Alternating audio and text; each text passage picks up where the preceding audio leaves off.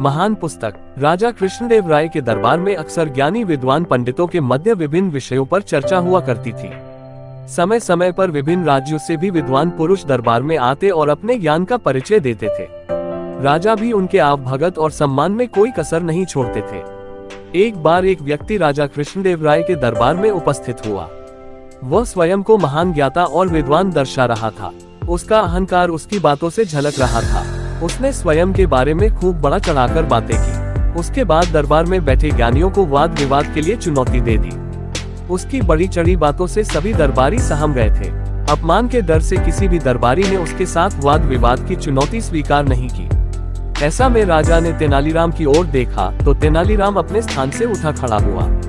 वह विद्वान को प्रणाम करते हुए बोला, महाशय, मैं आपके साथ वाद विवाद के लिए तैयार हूँ। कल ठीक इसी समय मैं आपसे राजदरबार में भेंट करता हूँ। अगले दिन पूरा राजदरबार भरा हुआ था। विद्वान पुरुष अपने स्थान पर पहले ही पहुँच चुका था। बस सबको तेनालीराम की प्रतीक्षा थी। कुछ ही देर में सबकी प्रतीक्षा समाप्त हुई और तेनालीराम दरबार में उपस्थित हुआ। तेनालीराम राजा को प्रणाम कर वाद विवाद हेतु नियत स्थान पर विद्वान के समक्ष बैठ गया। अपने साथ मलमल के कपड़े से बंधा हुआ एक बहुत बड़ा गट्ठर लेकर आया था, जो देखने में भारी ग्रंथों और पुस्तकों का गट्ठर लग रहा था। विद्वान पुरुष ने जब इतना बड़ा गट्ठर देखा तो सहम गया। इधर राजा कृष्णदेव राय तेनालीराम के हाव भाव देखकर आश्वस्त थे कि अवश्य ही तेनालीराम किसी योजना के साथ उपस्थित हुआ है। उन्होंने वाद विवाद प्रारंभ करने का आदेश दिया।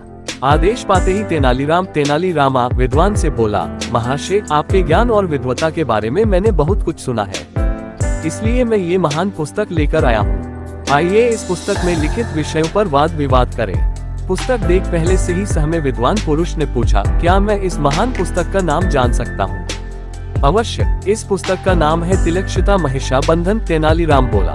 पुस्तक का नाम सुनकर विद्वान पुरुष घबरा गया। उसने पहले कभी उस पुस्तक का नाम नहीं सुना था। वह सोचने लगा कि इस पुस्तक का तो मैंने नाम तक नहीं सुना है। इस पर लिखित विषयों पर मैं कैसे चर्चा कर पाऊंगा? वह तेनालीराम से बोला, ये तो बहुत उच्च कोटि की पुस्तक प्रतीत होती है। इस पर चर्चा करने मुझे बहुत प्रसन्नता होगी, किंतु आज मेरा स्वास्थ्य ठीक नहीं है। ऐसे गहन विषय पर चर्चा हेतु मन मस्तिष्क के साथ साथ सेहत भी दुरुस्त होनी आवश्यक है।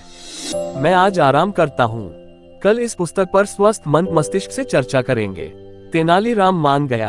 अगले दिन वह नियत समय पर अपना गट्ठर लिए पुनः राज दरबार में पहुंचा, किंतु विद्वान पुरुष का कोई अता पता नहीं था।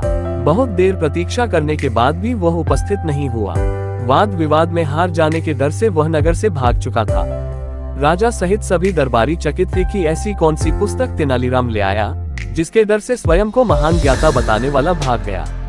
राजा ने पूछा, तेनाली, बताओ तो सही, ये कौन सी महान पुस्तक है? मैंने भी आज से पहले कभी इस पुस्तक का नाम नहीं सुना है। तेनालीराम मुस्कुराते हुए बोला, महाराज, यह कोई महान पुस्तक नहीं है।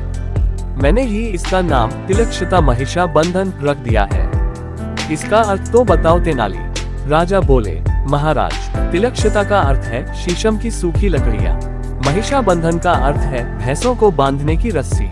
इस गट्ठर में वास्तव में शीशम को सूखी लकड़ियां हैं, जो भैंसों को बांधने वाली रस्सी से बंधी हुई है। मैंने इसे मलमल के कपड़े में कुछ इस तरह लपेट कर ले आया था कि देखने में ये पुस्तक जैसी लगे।